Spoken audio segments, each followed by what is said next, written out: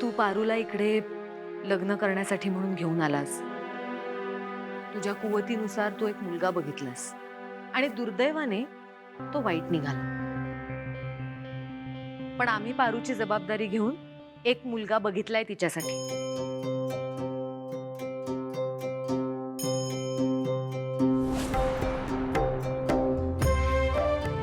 हरीश आपल्या आदित्य बरोबर काम करतो. मला असं वाटतं हरीश पारूसाठी योग्य ठरेल. मुलगा चांगला आहे. मोहननी सगळी माहितीही काढली आहे त्याच्याबद्दल. पुढे जायला हरकत नाही. हो मारुती मामा, मुलगा एकदम प्रामाणिक आहे, कष्टाळू आहे आणि दुर्दैवाने त्याचे आई वडील लहानपणीच वारले. त्याच्यामुळं अनाथाश्रमात वाढलाय तो. एवढ्या सगळ्या परिस्थितीत सुद्धा शिक्षण पूर्ण करून अगदी चांगलं काम करतोय. आता आपल्या आदित्य सोबत आपल्या कंपनीत आहे. त्याला परिस्थितीची चांगली जाण आहे आणि अर्थात पारूशी लग्न होण्याआधी त्याला स्वतःचं राहतं घर, गाडी सगळं मिळेल. आणि शिवाय तो आपल्या सोबतच काम करतोय, त्यामुळे पारू सुद्धा तुझ्या नजरेसमोर राहील. जी मारुती मामा, हरीश खरंच खूप चांगला मुलगा आहे. आपली पारू त्याच्यासोबत सुखात राहील.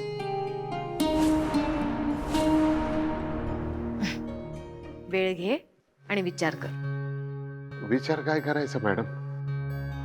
एकदा स्वतः निर्णय घेऊन फसलोय, आता नाही. आणि तुमच्यावर विश्वास दाखवून वर देवाला तोंड दाखवायचं आहे ना मला. तुम्ही म्हणाल तसं. बाला पण ना लई घाई असते. चल मी बोलते भाषे. पुन्हा गोंधळ नको. पारूलाही विचार. ती जर ह्या लग्नासाठी तयार असेल तरच मी हरीशशी बोलते. ठीक आहे. बरं येऊ का मी?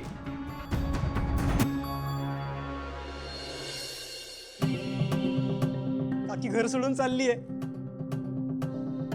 दादा,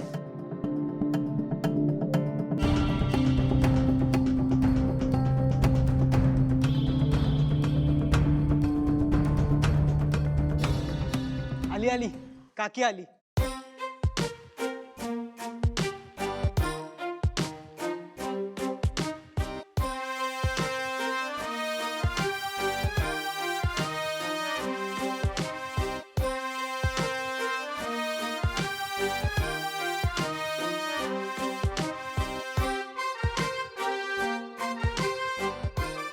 सावकाश जा.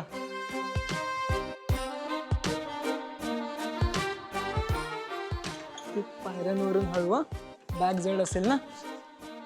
हळू.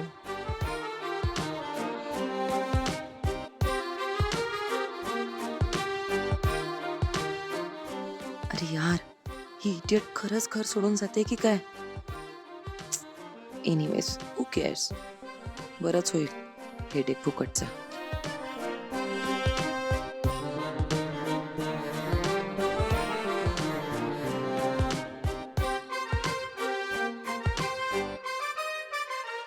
दादासाहेब,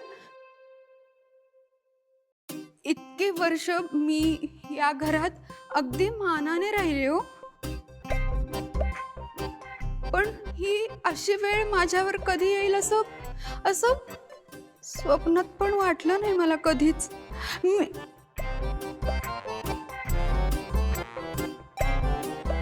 असो,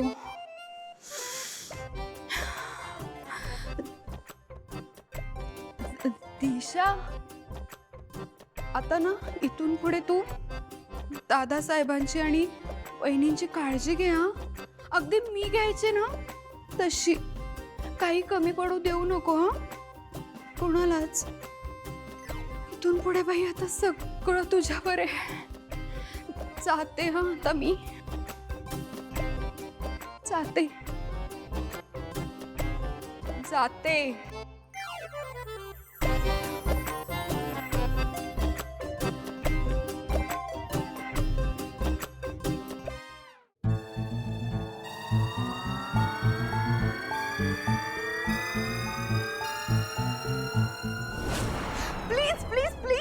प्लीज मला कुणीही थांबवू नका हा आता, कारण कारण हे वादळ आता थांबणार नाहीये. एकदा सुटलेला बाण परत बंदुकीत कधीच जात नाही. नाही नाही नाही, 3 वेळा नाही.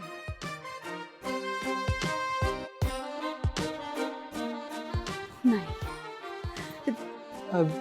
दामिनी काकू, बाहेर गाडी उभी आहे, पोचल्यावर कळ. जाते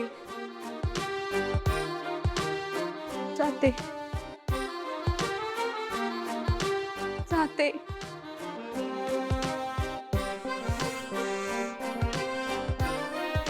जाते.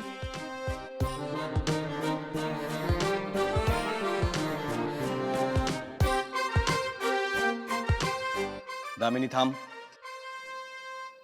आई शपथ, बाउंड्रीवर कॅच पकडलाय. कोणाचा का माझा नवरा?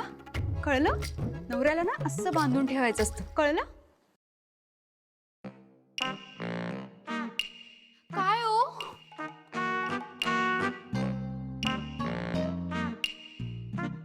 काय? हे तुझं तिकीट आहे, सावकाश जा. हं? दादा,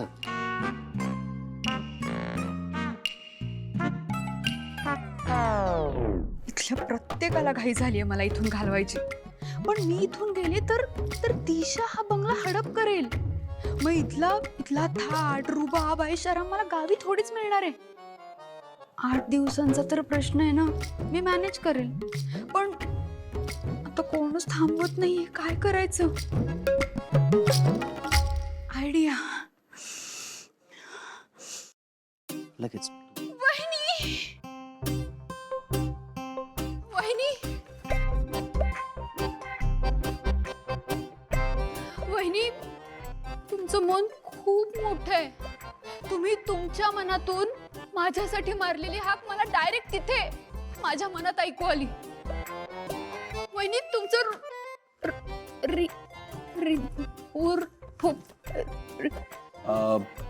हृदय म्हणतात त्याला.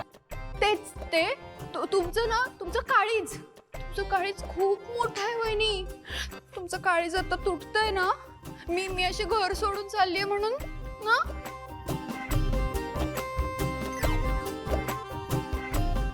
मी ना माझ्या चुकीची शिक्षा तुम्हाला नाही होऊ देणार हा वहिनी. मला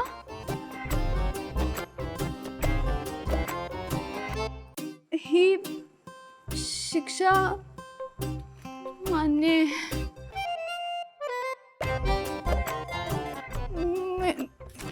मी नाही जाणार आहे. मी कुठंच नाही जाणार.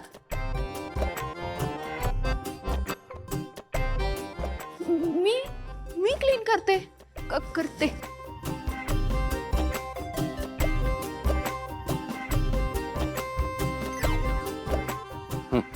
मागे राहिले तिथे.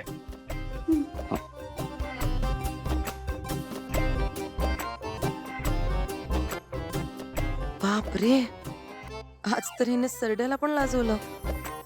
Good acting Damini, too great.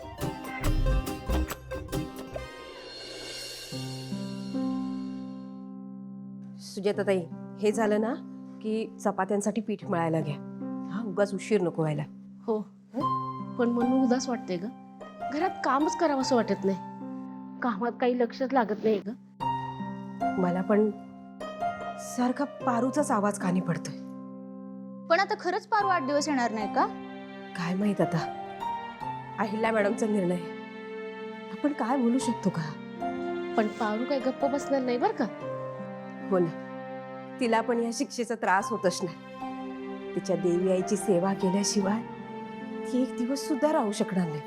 Ahilya मॅडमने Damini मॅडमला पारूच्या जागी काम करायला सांगितलंय. त्या इथे आपल्यासोबत काम करणार. आज कॉफी देणार आहे का मला? रोज या वेळेला माझ्या बेडरूम मध्ये मला कॉफी लागते. विसरलायत तुम्ही? विसरलायत का? दामिनी मॅडम, अहिल्या मॅडमनी कॉफी मागितली तर नेऊन दे ना. मग मला काय सांगतेस की तुमचं असं ठरलंय की अहिल्या मॅडमना कॉफी दिली की मला नाही द्यायची, असं ठरलंय का तुमचं? सॉरी, पण दामिनी मॅडम, अहिल्या मॅडमनी तुम्हाला कॉफी घेऊन यायला सांगितलंय. काय? हो, आणि पारूची सगळी कामं तुम्हाला करायला सांगितलीत. ऑलरेडी खूप लेट झालाय. अहिल्या मॅडम कॉफीची बस, तू नको सांगू मला कळतंय. आणि ऐक, मला ऑर्डर द्यायची नाही. दे कॉफी दे, मी देते नेऊन. देते. सॉरी, पण तुम्हाला ना असं नाही जाता येणार अहिल्या मॅडमच्या समोर.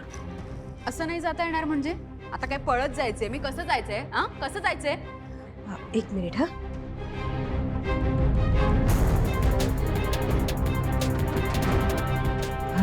आजपासून पुढचे 8 दिवस तुम्हाला ही साडी नेसायची.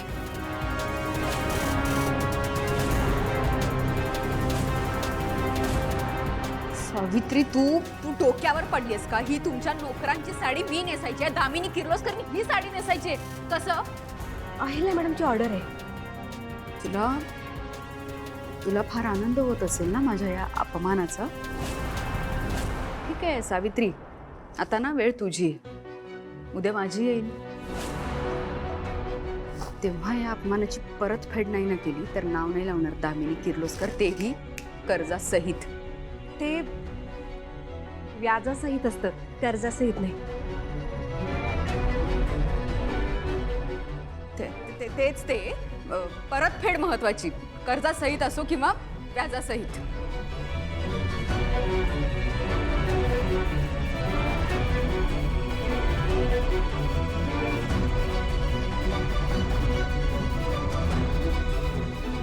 चला आवरायला घ्या पटकन. हो हो.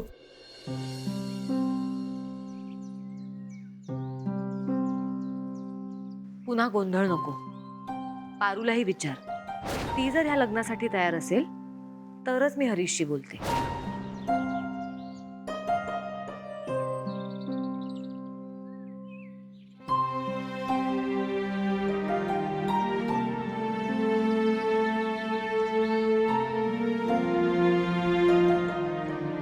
ते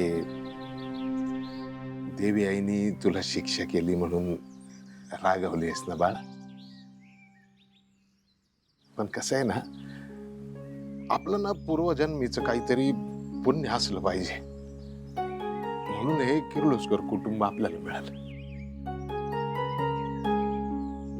अहिल्या मॅडमनी तुला शिक्षा केली त्याचं ना वाईट वाटून नको घेऊ, कारण त्यांना तुझी काळजी आहे ना. तुझं समज चांगलं व्हावं असं त्यांना वाटतं, म्हणून तर एक स्थळ सुचवलंय त्यांनी तुझ्यासाठी.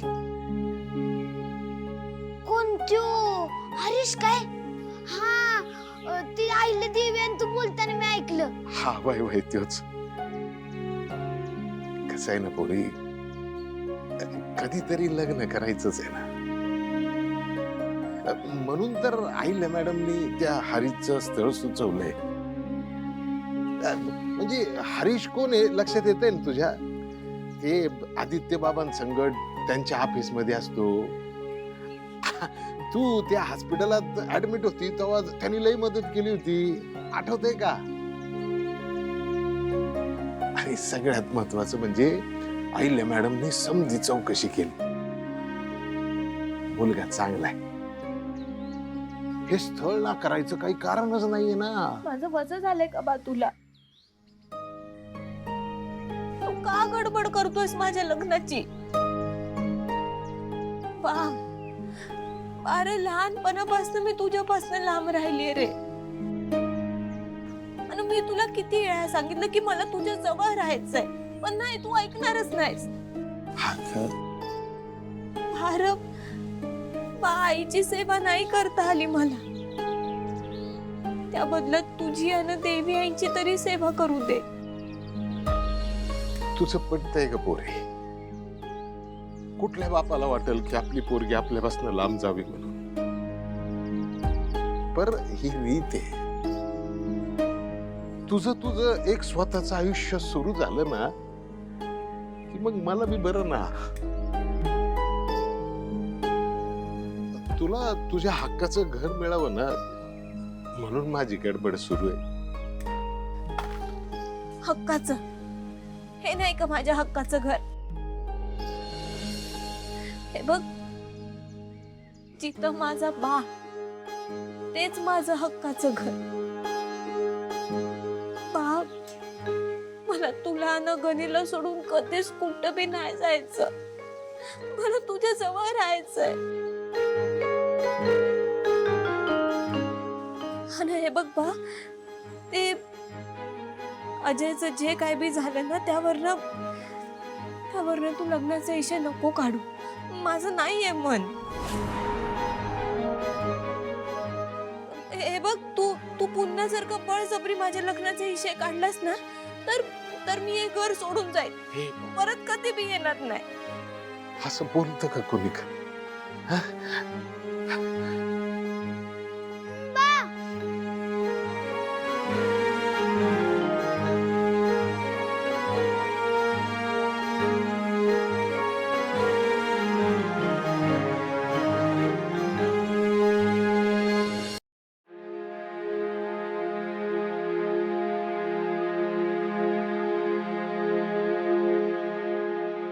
वहिनी कॉफी आणली. Madam coffee. ठेव इकडे.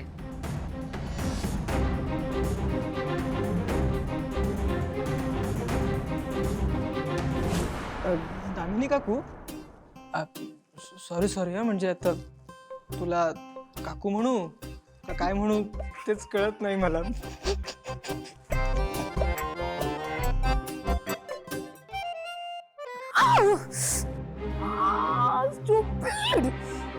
नाही चालतात का?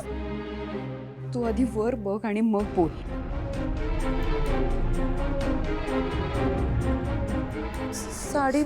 साडीमुळे कन्फ्युजन झालं. अरे यार, आता या कॉन्क्वेस्ट समजूत काढावी लागणार मला. सावित्री अशी चिडून का गेली? काय झालं असाला? बाबा, ती सावित्री अक्कल नव्हती. मग दामिनी होती ती.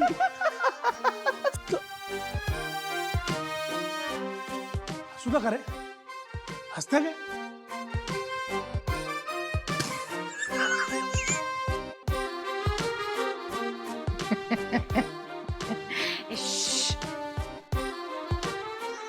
बस आदित्य कुठे? तो आपल्या प्रमोशनल कॅम्पेनचा रूट सांगणार होता. हो, तो गेलाय तिकडे, तो येईलच थोड्या वेळात.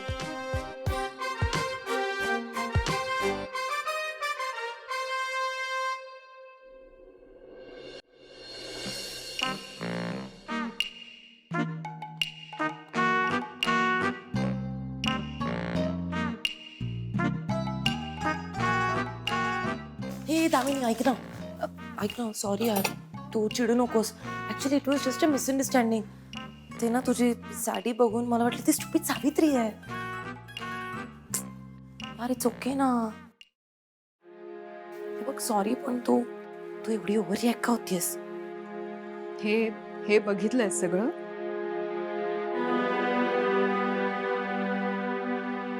येऊ काय हे सगळं? तू कधी किचन मध्ये गेली नाहीयेस का दिशा? नो वे, कधी संबंधच नाही आला. पण मग इतकं मेसी असतं का किचन? आता आहे. काय करणार आहेस? तू येणार आहेस आवरायला? नाही, मला तर काय वाटते माहितीये दिशा, तुला ही शिक्षा व्हायलाच हवी होती, कारण हा सगळा प्लॅन तुझा होता आणि तू माझा अपमान करतेस. हे जे सगळं आहे ना, हे मी बहिणींच्या कानावर घातलं की तू या सगळ्यात होतीस, तर तुला सुद्धा इथे येऊन भांडी घासायला लागतील. कळतंय ना? प्लीजच, माझा काहीच संबंध नाहीये. हे बघ, हे तुझ्यासोबत जे काही घडतंय ना, त्याची मेन रिझन ती पारू आहे. कळलं? ऍक्च्युली तुला ना कळतच नाहीये. मी खरं तर तुला हेल्प करते. तू आज इथे त्या पारूमुळेस.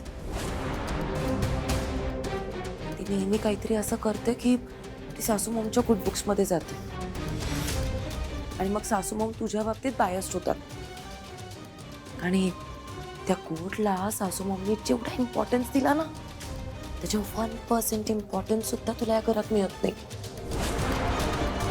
त्यामुळे तुझा हा जो काही अँगर आहे ना त्या पारूवर जाऊन काढ, माझ्यावर नाही.